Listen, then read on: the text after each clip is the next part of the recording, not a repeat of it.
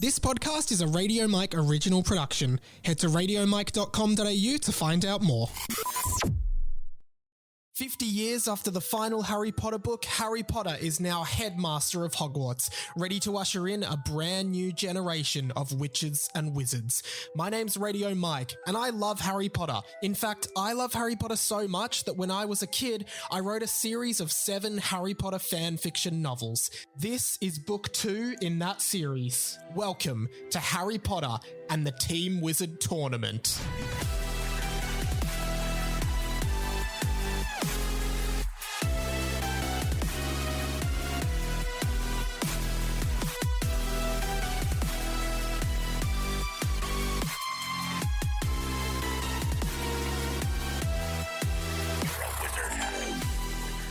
Hello, Hamoras, everyone. Welcome to another Owl Post edition of the Harry Potter and the Boys fanfiction podcast by me, Radio Mike, and we're on book 2, Harry Potter and the Team Wizard Tournament.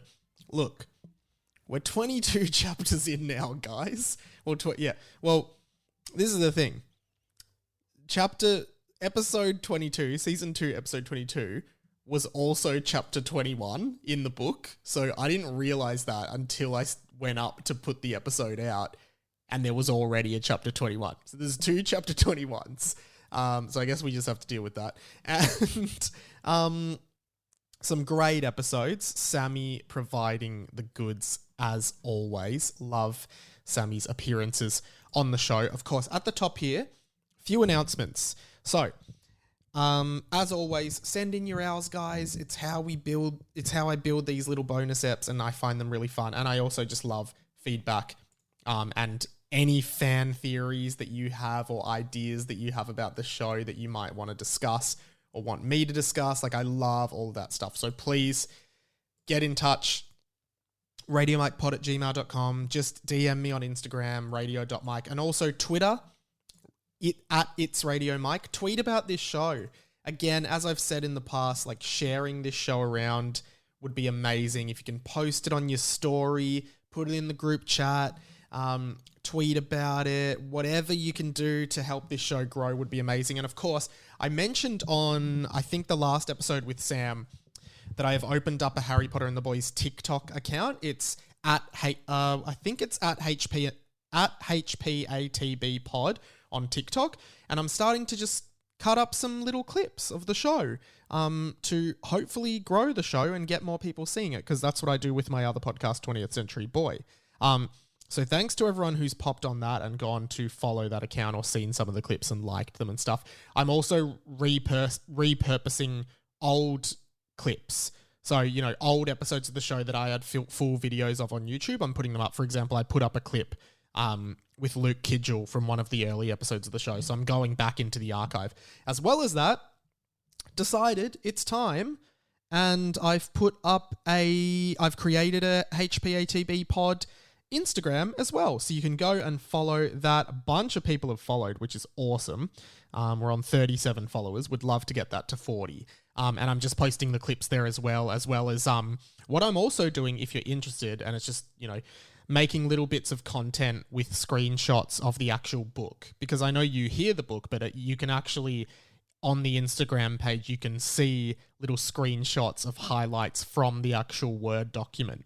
If you don't believe that this book exists, this is the evidence that it does in fact exist. So, so go take a look at that. I'm putting little highlights from the book there. Our post though, again, thank you to everyone who has sent in an owl through any forum.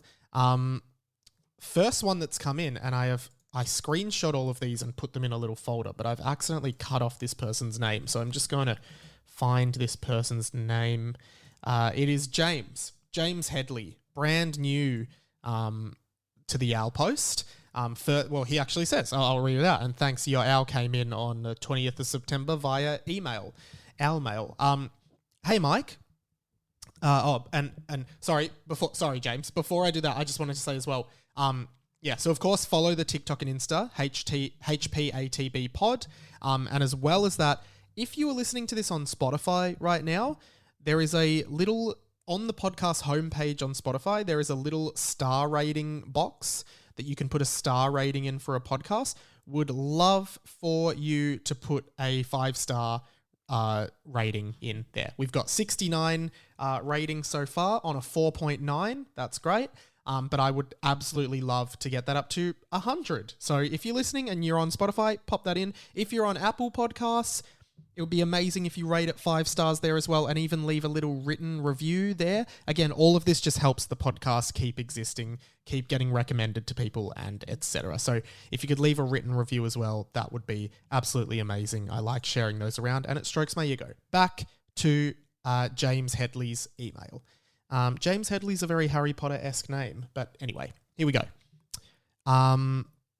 Hey Mike, long-time listener, first-time writer. More of those. If you've never written in, this is your week. Write in. I'd love to hear from you. Loving Harry Potter and the boys, 13-year-old Mike and 32-year-old me definitely have the same sense of humour. Don't we all, James? Continuing. First up, the discussions in the last episode about the link between dicks and the dark farts. Of course, in the last chapter, there was, it was speculated by Hermione that that because the dick is so close to the bum, it contains some fart power. So James goes on. As a father of an 8-week-old baby boy, congratulations, that's incredible, I can confirm that farts...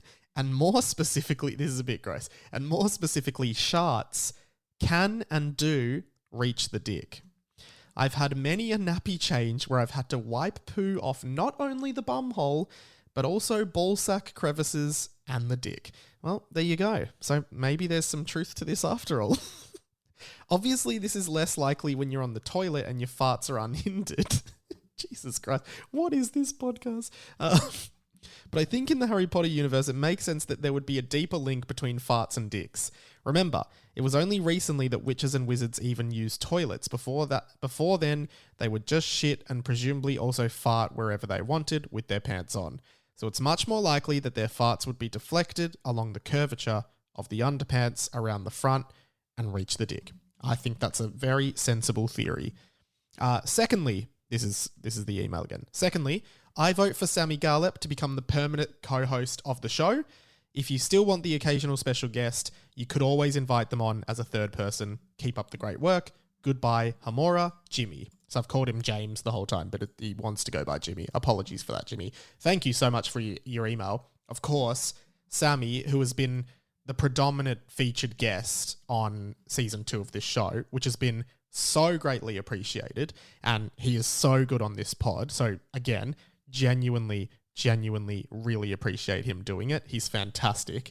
And, you know, Sam is basically, I think, especially now that me and Sam are available and we're both doing our own thing, Sam is definitely sort of like the default guest. I think he's cool with that and he likes coming on the show. But whenever he's super busy, he'll just take a week off or anything. Also, Sam, if you're listening to this, absolutely no obligation for any of this. But yeah, it's amazing having Sam on the show. His reads are so good. He's so funny. And I do feel like Sam and I click together really well on air. I think I'm going to cut up a little compilation of like the best moments of chit chat in me and Sam's episode. So not fanfic stuff, but just the chit chat. And because, you know, it's a hotly contended thing on this show. And then I'm going to put that on the 20th Century Boy feed, just for people to listen to some of the highlights from this show. So yeah, thank you. Genuinely, I do. Let's do a shout out to Sammy, who is hilarious across all the stuff he does. And, you know, he's been on a national Australian TV show on air, The Cheap Seats, and he still does this dumb Harry Potter podcast in my apartment in Richmond every week. So thank you so much to Sammy. And everyone go and follow Sam on Instagram. It's at Sam Garlep, I believe. Yeah, at Sam Garlep, GARLEPP. Shoot him a follow. Get around his content and the stuff that he makes because, yeah, he's a great friend and a great collaborator. So I'm really enjoying that. Thanks again, Jimmy. Write in anytime. Would love to hear from you again soon. Next one comes in. This is just a little Instagram DM from Adam Aitken, longtime listener of both this podcast and 20th Century Boy. And I believe he's also, he's known as Radio Cuzbro over in 20th Century Boy land, but he's Adam Aitken here. This was actually a really nice message he sent me when I was taking a break from all of my content because I was feeling a bit down. So I just wanted to read it out because it does get, it's going to sound like I'm just stroking my ego, but it does actually get relevant to Harry Potter and the Boys towards the end. He said, "Hey Mike, you're a legend. Don't let this world get you down. As you've said on the pod, you're doing really well at life. There's only a handful of people that can say they work with Hamish and Andy and Will Anderson too, and the rest of the podcasts you work on or produce. 3AW at prime time in the Arvo on a Thursday. Ever since I heard you on Hamish and Andy all those years ago and got into your podcast, I've been so impressed with your growth. I'm sure the people you look up to say the same thing. Luke and Lewis were guns to give you a chance back then and encouraging you to do your own pod, pretty much pushing you into it. I know you cringe at the first season, sorry, this is still relevant to 20th Century Boy, but it's flippin' hilarious and you should be proud of it too. As I said, you've come a long way. Harry Potter and the Boys is probably the podcast I most look forward to as well. I know I'm a Christian and some of the content is a bit out there. Yeah, I guess if you're a Christian and you're listening to this podcast, you're probably going to hell. No, Adam, you're definitely not going to hell. You're going to heaven for sure. I know I'm a Christian and some of the content is a bit out there, but I lap it up, bro. I recommend it to heaps of people, especially if they like Harry Potter. Thank you so much, Adam. And if all of you, Adam is also a Patreon supporter of me, which you can be too for as little as $1 a month. Support this show, support my content. Thank you so much, mate. Messages like that mean a lot. And I'm so glad that you, one, recommend it to all your friends. Please, everyone do what Adam does. Two, that you look forward to this pod because that, again, just motivates me to keep going with it. So thank you so much, Adam. I appreciate it. Write in anytime. I'm looking forward to another owl. Okay, what else we got here? Amy, the official correspondent of the show, my favorite listener. Thank you very much for your owl again, Amy. Subject line, HP and TB with an owl emoji. She then says, "Hey Mike, so good to have the podcast back. These last few chapters have been hilariously chaotic." That is absolutely true. I was laughing out loud at Hagrid trying out his new catchphrase. And I think Jordan Borden will definitely come back as a character.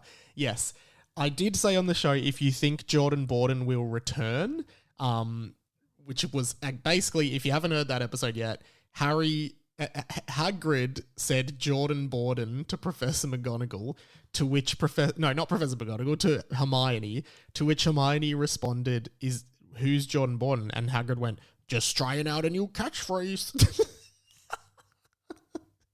Which is an absolute classic. And I said, and I said, if you think that Jordan Borden will return, send me just an emoji of a man on Instagram. Thank you to the many people who have put money on Jordan Borden returning, who sent me man emojis. And also, I said to send a wizard or witch's hat emoji if you recognize the lyrics to Black Eyed Peas Don't Lie in Harry Potter and the Boys, which several people did, including Viv, who is a long-time listener of this show as well and a big supporter. So thank you, Viv, and everyone else who did that. Amy continues. Sorry to interrupt. She continues. The place, because me and Sam were talking about the veil, the veil in the Ministry of Magic, and we asked Amy to clear up. And as always, Amy comes to the rescue. Thank you, Amy. The place where Sirius dies and falls into the Ark is in the Death Chamber in the Department of Mysteries. People who work in the Department of Mysteries are called unspeakables because they're not allowed to talk about their work and they study various things that are kept there. When Harry and co go there, they encounter a room with clocks and time turners in it, time, the Death Chamber, death, a room with brains in a tank, thought, these are in brackets and eventually get to the Hall of Prophecy. There's one room that Harry is unable to open, which Dumbledore later explains holds the most powerful force there is, which is supposed to be love. I just listened to the last Owl Post episode and can confirm that Pigwidgeon is Ron's owl. As for loose ends, because I asked people to write in any loose ends from the books that they don't think are resolved yet, there was a chapter at the start of book 1 where Derek randomly appeared in the wrong spot when trying to go to Diagon Alley. And then there was something with a blanket, something about being hot and cold, and he reappeared on the street and a random person went up to him and went, "Are you okay, whoever you are?" Then Derek said L.P, and that has never been explained. I can't remember all the details, but I kept thinking that would come back up again. There are also lots of suggestions in the first book that Derek had some super strong powers, but we haven't heard of them again since. Might come up in a later book. Diddle dee dee. Thanks, Amy, official correspondent of Harry Potter and the Boys, the original and best. I then replied, right? I've replied to her, which because I think I know some of the answers to this for anyone interested. Hey, Amy. Amazing as always to have you listening. The Hagrid moments have been great. Actually just recorded the next episode, and let's just say it's a Hagrid-centric chapter. More on that soon. Interesting loose ends, and I love your encyclopedic knowledge of the book, much more in-depth than mine, which is really saying something. Actually, I think I can explain some of that. I don't know about the blanket, but the hot and cold thing definitely seems to echo the end of the book where Michael and Rob use the uniting friendship charm and merge into the being of fire and ice, in brackets, hot and cold. That's what I thought. And I think it was in some way foreshadowing that. No idea why Derek was involved though. On the same note, and I think this confirms my suspicion, L.P means Legame Patente, which was the name of the uniting friendship charm. I think Derek maybe got some kind of glimpse of the future in that moment, but I honestly can't be sure. Reply if you want a fan theory with me on this. Diddle dee dee, Mike. I don't think J.K. Rowling was ever doing fan theories with fans of her own book, but I'm just a unique author. Amy replied again with another L. Hey Mike, wow, I never would have put those two things together, but that definitely fits. Maybe in the third book they'll start learning divination and discover that Derek is a seer. I still think Ron will come back because of the uniting friendship charm that binds him and Harry, but maybe Harry needs to be unconfunded or have his memory restored before that can happen. I'm rereading the books for the 6th year in the row, so that's where my encyclopedic knowledge comes from. I'm up to Deathly Hallows, which I think might be the best book of them all, even though Half-Blood Prince is my favourite. There's just so much action in every chapter, although nothing as chaotic as Hagrid skipping gleefully from a room while casting killing curses. Thanks, Amy. Again, Amy, amazing. Couple more. There's one more Al. This one's from Madison, who is catching up on the podcast. She said, I'm finally catching up on Harry Potter and the Boys. She says, syncing up the Black Eyed Peas song with the voiceover was undoubtedly one of the top funniest moments so far. That's funny. For the record, I like both the fanfic and the preamble beforehand. The debate continues. So there you go. Very, very interesting stuff here. We've been going a while, but I've still got a couple things. So I'm going to keep going. It might be a little bit of a longer one. First of all, the meme of the week before the news story. This is a meme I saw on the Harry Potter Reddit that I actually found quite funny because it links to things that I like.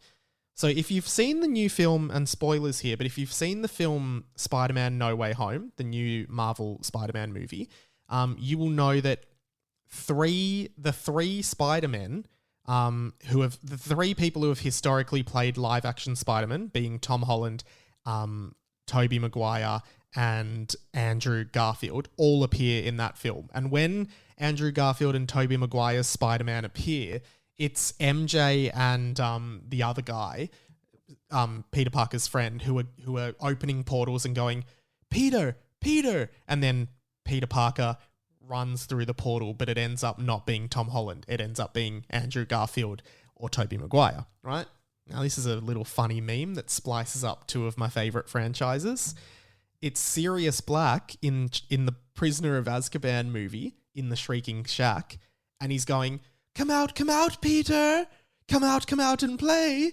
And then the next frame is Tobey Maguire and Andrew Garfield coming through the portals in Spider-Man No Way Home, followed by the third panel of the meme, which is Sirius looking really confused. I think that's really funny. You kind of need to know Spider-Man No Way Home to get it. That's really funny. There's a big news story that's come out that's semi-related to Harry Potter. And since I've been going for 20 minutes here, and that's sort of usually the max length that I make these outposts, I might actually do a bonus episode with this news story. Basically, I'll tease it here and I'll put it out later in this week. Alan Rickman, who played Severus Snape, of course, he has basically, as far as I'm aware, here's the headline. After his death in 2016, Alan Rickman left a trove of revealing journals.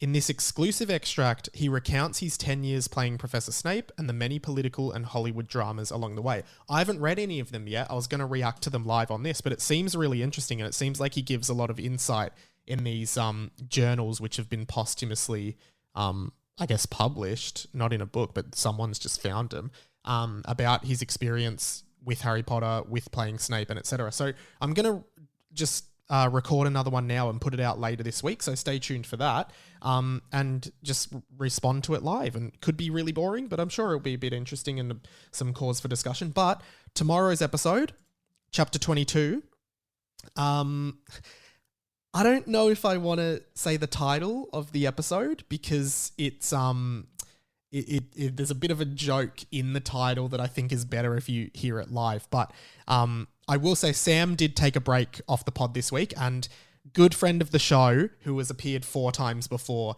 Zach Miller, one of my really good mates, he popped over and recorded an episode and did a fantastic read. Zach is always hilarious on this show, so it was great getting back on air with him. And yeah, so that episode will be out tomorrow. I'm pretty sure in the next few weeks Jackie Hatton is going to pop around, and I might try and get her to record another one of these because she's appeared twice before in season 1 and she was so funny. So yeah, expect that soon. But yeah, tomorrow's episode, chapter 22 with Zach Miller. Hope you guys get around it and enjoy it, and stay tuned later in the week for the Snape Chronicles. Awesome, guys. I will speak to you soon. Goodbye. Hamora's Outpost Edition.